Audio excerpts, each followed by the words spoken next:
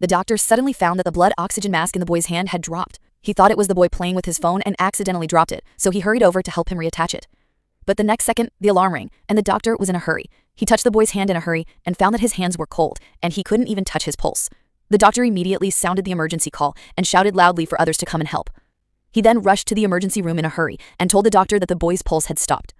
All the medical staff were shocked. They didn't even know what was going on. At this time, Dr. Zhang suddenly recalled that the nurse had told him not long ago that there was a 10-year-old patient in the observation room. Although the injury seemed minor, he still needed to be examined. But at that time, he was dealing with a car accident patient, so he couldn't take care of it. Dr. Zhang, who realized that the situation was not good, put down his work and rushed to the observation room next door. At this time, the female doctor was still trying to rescue the boy. The nurse next to her was also giving the boy an injection. Dr. Zhang's eyes were full of guilt and self-blame. He only hoped that the boy could get over it, otherwise he would never forgive himself for the rest of his life. In fact, when the boy was just sent to the hospital due to the car accident, he was in good health and in good spirits. He not only called his mother safely, but also used his cell phone to play a short video. But somehow he suddenly fell asleep. In the end, fate did not take care of this young life. After half an hour of full recovery, the boy's life was extinguished. Soon the boy's mother rushed to the hospital. She didn't want to believe the man who was just talking to her. At this time, it had become a cold corpse. What was more sad was the uncontrollable anger. She immediately asked the assistant to call the hospital director. At this time, everyone learned that the woman was a member of the central budget of Shenhe Hospital. It can be said that she was in charge of the development of the hospital, so the director comforted her carefully.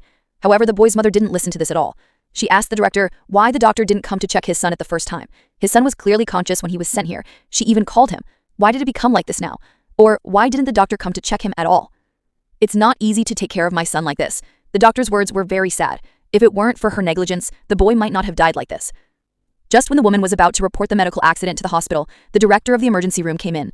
He explained to the woman solemnly that it was not that the boy was put aside and no one took care of him, but that the treatment was arranged in order.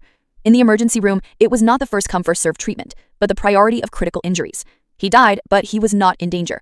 The director said that there were 2 more patients who came with the boy. They were all women's secretaries.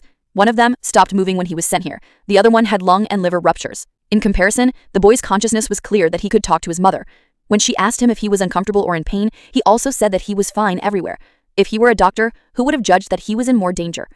Perhaps he was moved by the director's words. The woman eventually gave up the lawsuit against the hospital. But this accident still became a dream of Dr. Zhang. Maybe he will never forgive himself in his life.